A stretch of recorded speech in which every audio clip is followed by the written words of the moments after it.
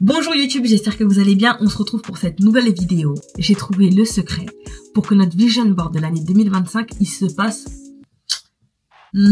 J'avais fait en 2024 un tarot board, j'avais appelé ça un tarot board, mais c'est la même chose, c'est un vision board. En gros, j'avais peint des petits dessins qui représentaient les objectifs que je m'étais fixés pour l'année 2024. Il y a des objectifs qui se sont réalisés et je les ai partagés avec vous la plupart du temps quand ça s'est réalisé.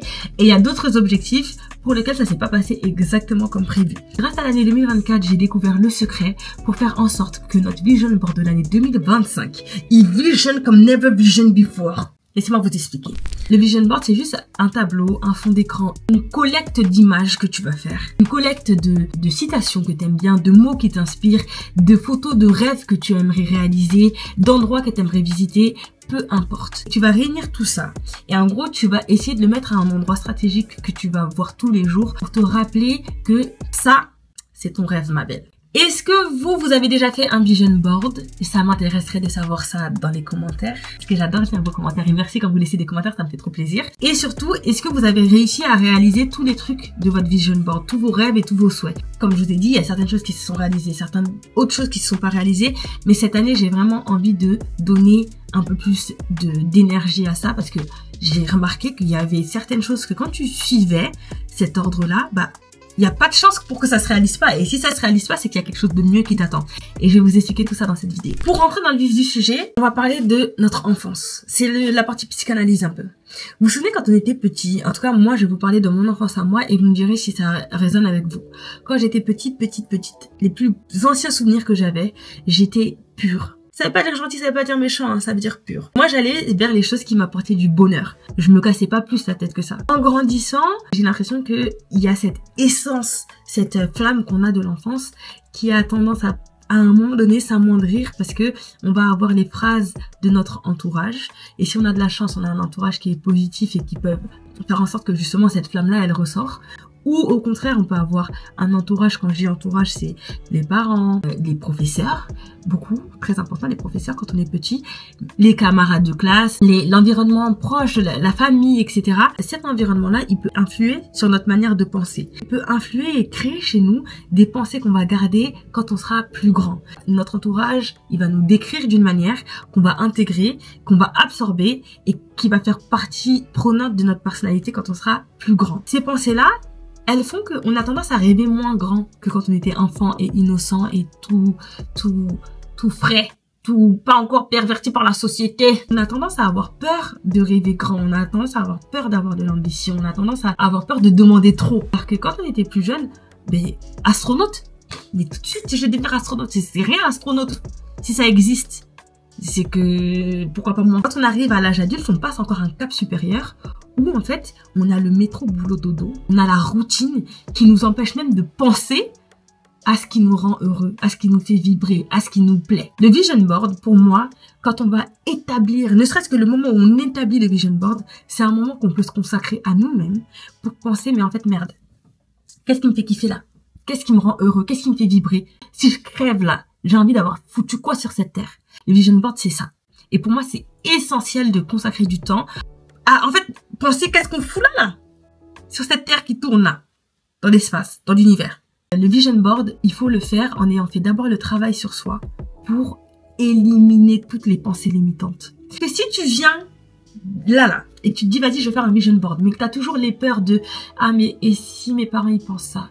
Et si mes amis, ils pensent ça? Et si ça, c'est trop? Le vision board, c'est toi et toi. Retrouve-toi, retrouve qui tu es, retrouve la flamme et l'enfant qui était à l'intérieur de toi et demande à cet enfant-là de rêver pour toi. Ne mets aucune peur et aucune limite et aucune résistance. Le vision board, c'est vraiment ce qui te fait plaisir. Tu n'es pas obligé de le montrer à tout le monde, tu peux aussi les garder pour toi et ça sera que pour toi. Comme ça, tu n'auras pas les projections des autres personnes qui vont venir interférer.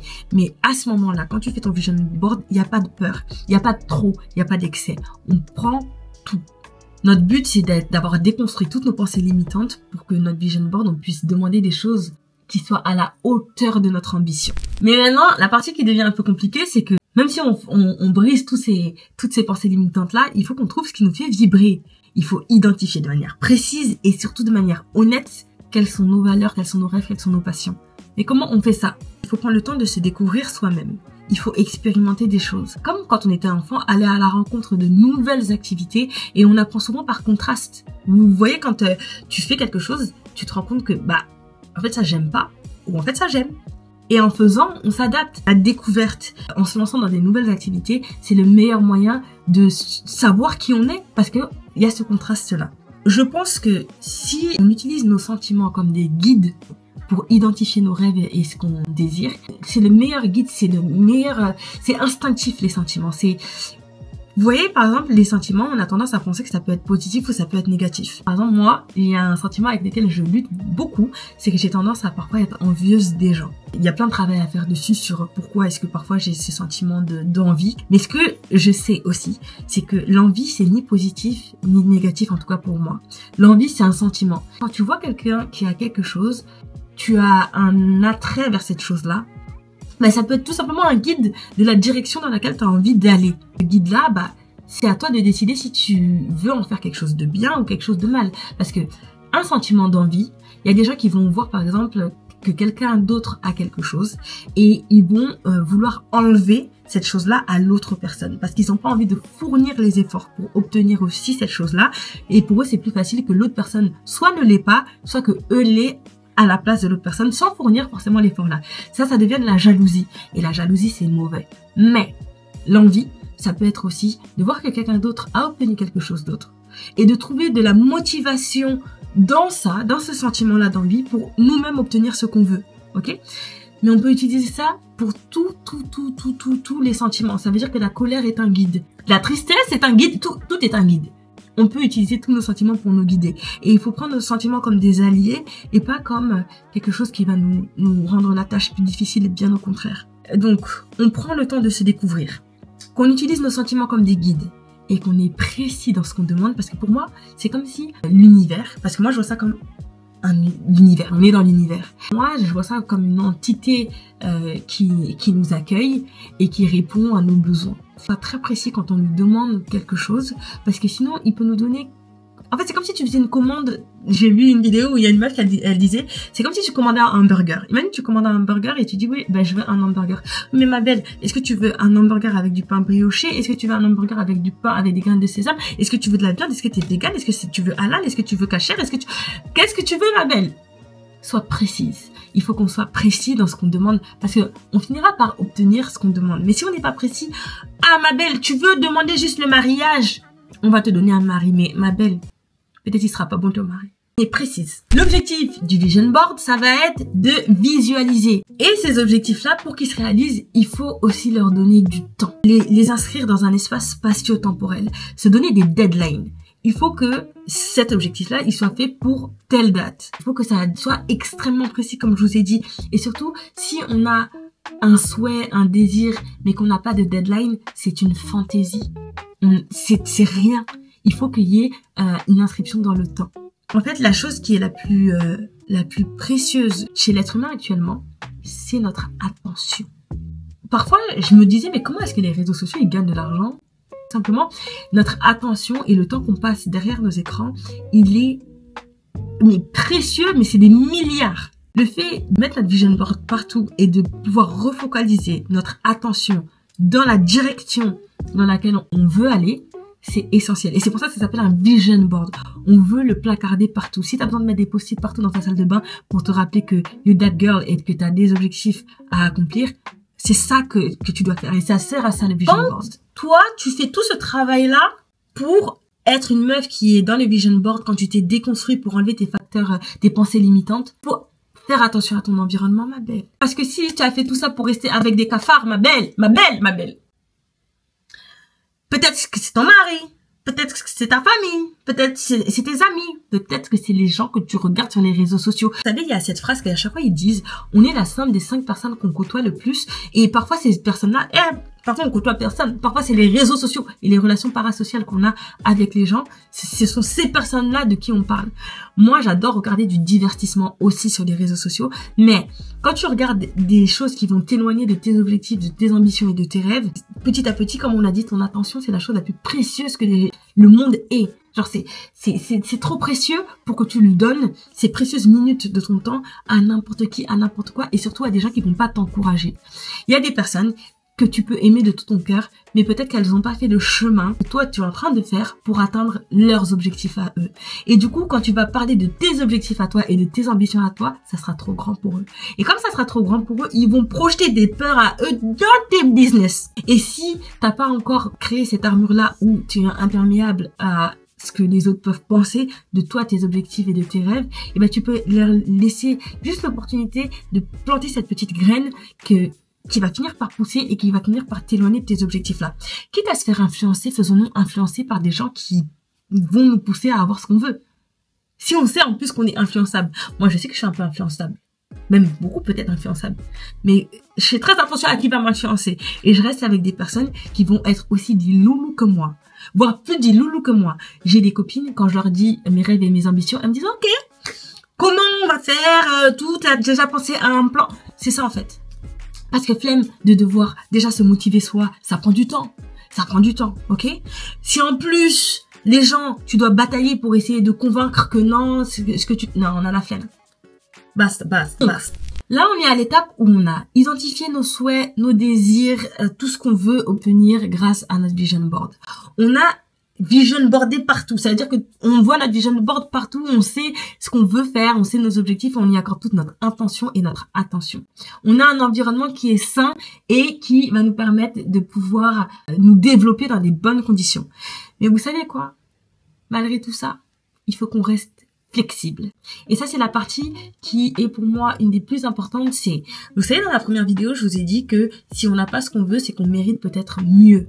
Et ben parfois on va avoir des vision boards où on va avoir au final des attentes de la vie, on va avoir des désirs, et quand on a des désirs et des attentes qui sont très précises, si on n'arrive pas à réaliser ces souhaits là, on peut être très déçu. Et ce qui est dommage, c'est que on n'a pas besoin d'être déçu quand on est convaincu que si quelque chose n'arrive pas, c'est que c'était pas fait pour nous.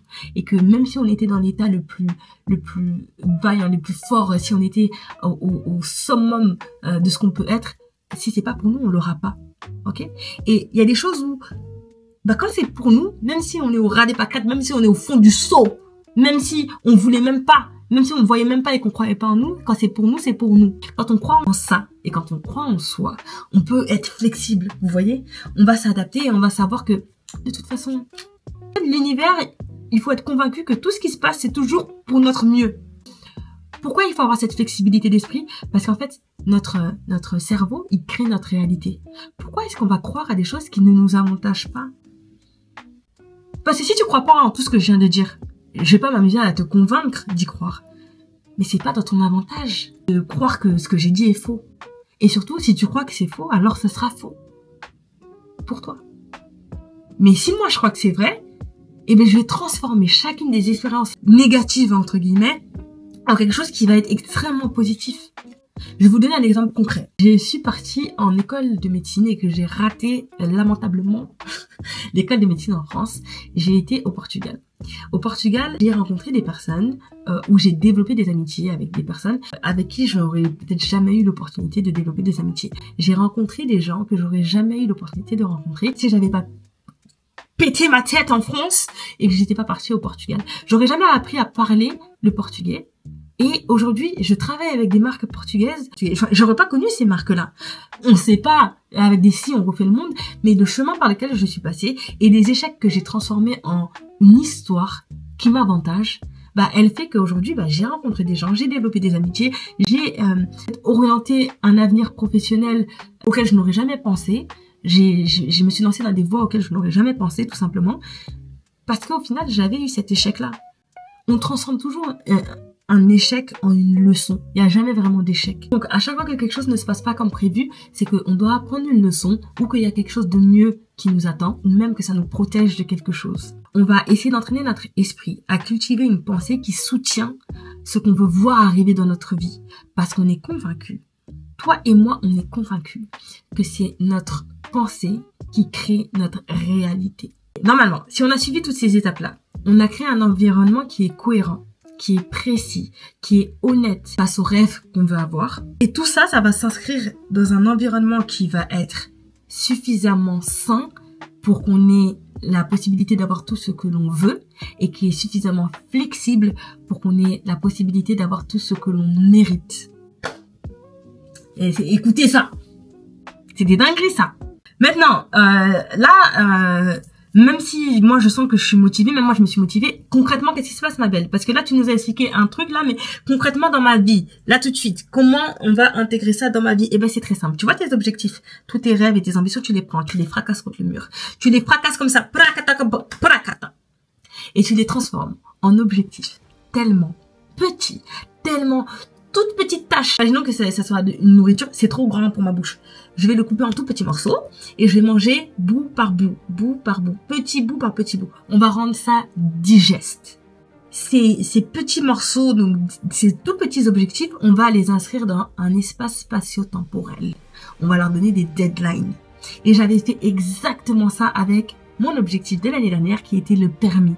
Vous vous souvenez, j'avais fait une vidéo où j'avais dit l'objectif, il est tellement petit que même le zozo du village, il peut pas rater. C'est exactement la même chose. On va rendre ça en tellement... C'est des fragments, en fait. Les fragments, on va les intégrer dans nos habitudes. En fait, on va changer nos habitudes. Parce que ce sont nos petites habitudes qu'on a au quotidien qui vont faire qu'on va se rapprocher jour après jour des objectifs qu'on veut avoir. Et on se rend pas compte que, par exemple, quand on a des mauvaises habitudes, c'est pas tant des mauvaises habitudes, mais quand on a des habitudes qui ne correspondent pas aux attentes que nous-mêmes on a de notre vie, ces habitudes-là, elles nous éloignent des objectifs qu'on veut réaliser. Quand on a l'impression que, purée, ça me demanderait tellement de temps et ça me demanderait tellement de changer ma routine, d'adapter cette routine-là pour avoir les objectifs que je veux, mais en fait pas du tout. Quand je vous dis c'est 1% par 1%, pour être bon dans un domaine, il faut y consacrer à peu près 100 heures, ils disent sur internet. Du coup, si là tu voulais devenir le meilleur dans un domaine, et même pas le meilleur, une version de toi qui est meilleure que la version d'hier, et ben accorde 15 minutes par jour à quelque chose qui est vraiment suffisamment important pour que ça devienne quelque chose où tu vas exceller. Ne serait-ce qu'accorder 5 minutes à quelque chose qui est important pour toi, c'est pas tant de demander que ça. En vérité, on passe beaucoup de temps à donner notre attention à des choses qui sont moins importantes. Et quand je dis ça, je parle des réseaux sociaux. Et moi, j'ai une grande addiction aux réseaux sociaux. Mais j'aime les réseaux sociaux. Et j'ai décidé de transformer le temps que je passais à consommer des réseaux sociaux en un temps que je consacre à créer sur les réseaux sociaux. Ça veut dire que mon temps d'écran, il n'a pas diminué, pas du tout. Mais ce que j'ai produit, j'ai positionné sa grand-mère. Ce que je produis est complètement différent. Et du coup, c'est adapter sa routine pour qu'elle soit cohérente avec ce qu'on a envie de devenir. Pour autant, il y a quelque chose que, vous voyez là, on a quelque chose qui est essentiel, mais qui peut aussi devenir très culpabilisant. Moi, quand je regarde des vidéos de motivation, comme je vous ai dit, j'adore ça.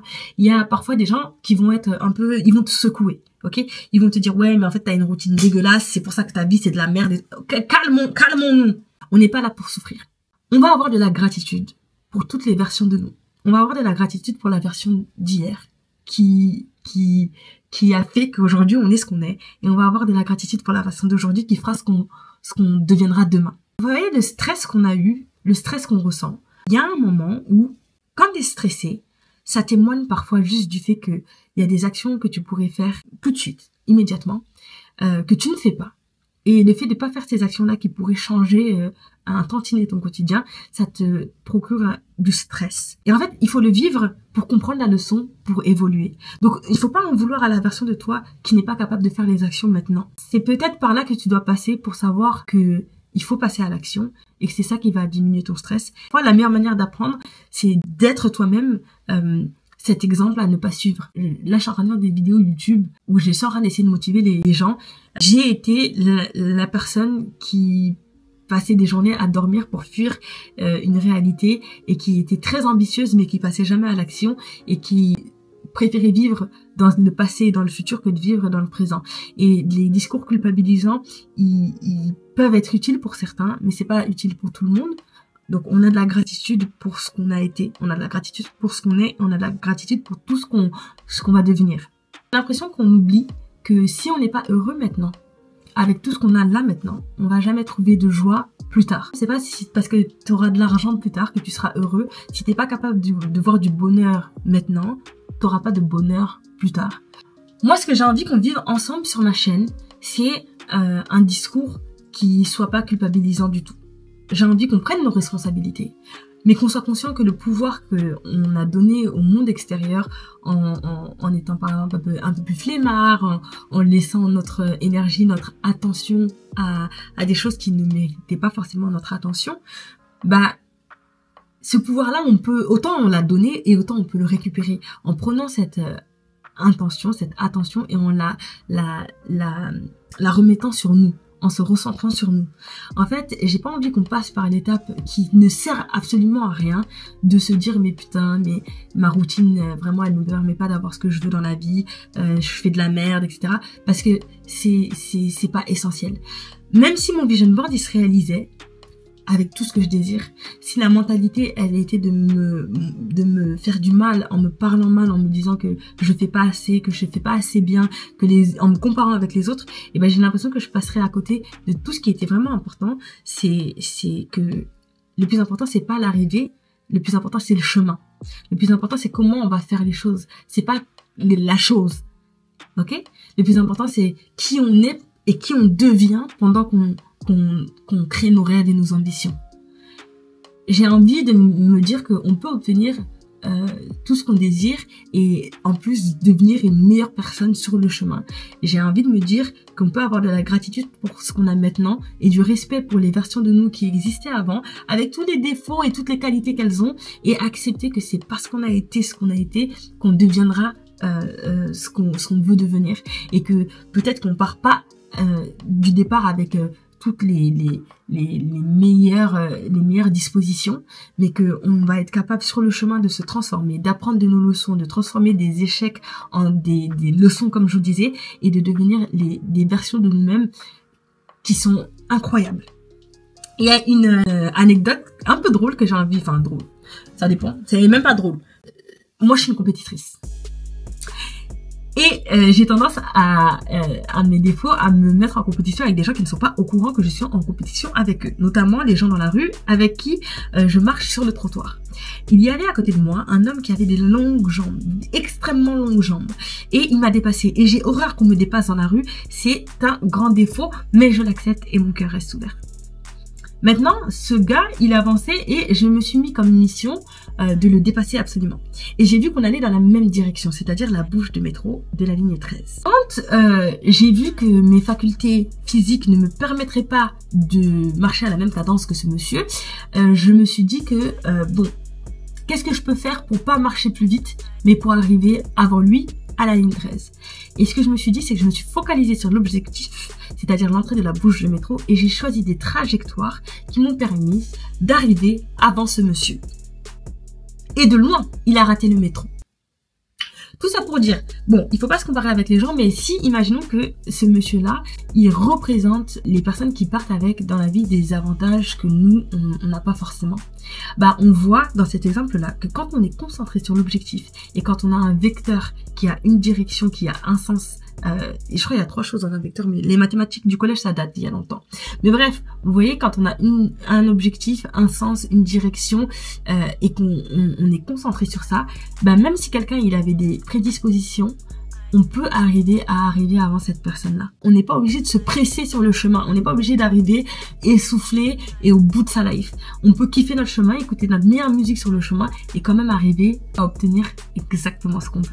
C'est-à-dire dépasser un monsieur qui a des longues jambes dans la rue. Bref, prenez ça comme vous voulez. Ça en dit long sur moi aussi. Je dois travailler aussi sur moi, mais on est là sur cette chaîne pour ça.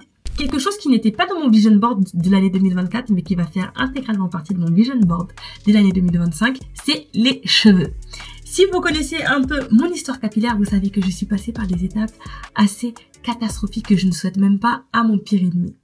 J'ai dépensé des sommes incroyables dans les cheveux et comme je vous disais, ça faisait pas partie de mon vision board avant parce que j'ai toujours été considérée comme une fille avec des cheveux très beaux quand ils étaient dans leur état naturel. La vie fait que en tant que femme noire qui a un type de cheveux 4C, 4B, je suis fatiguée. Donc j'ai voulu utiliser des lissages brésiliens. Mais à l'époque, je n'avais pas forcément la routine, je n'avais pas forcément les codes, je savais pas comment ça se passait et je me suis foudroyé les cheveux. C'est arrivé à un stade où je veux vous mettre les vidéos seulement, c'est mieux.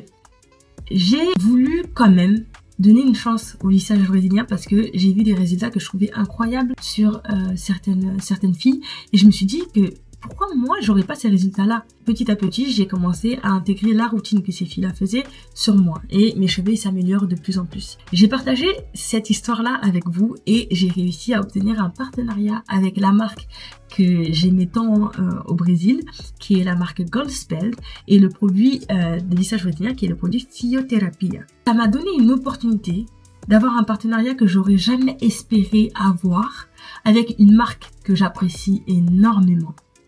Et je me suis dit que si j'avais pas brûlé ma tête,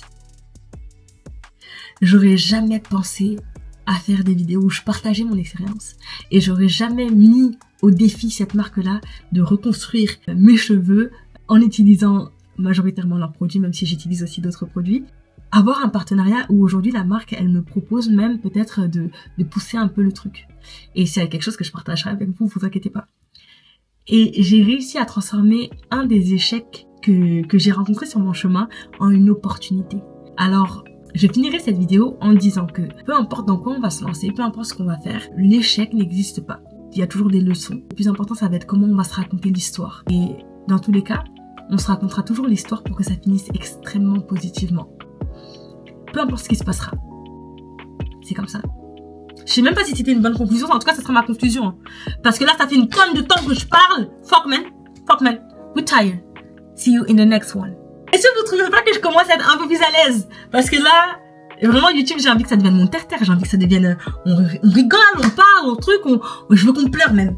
Je veux qu'on soit ému. Je veux qu'on ressorte des vidéos, on se dise, mais putain de merde. On va le faire. On va y arriver. Allez les gars. Bisous, ciao.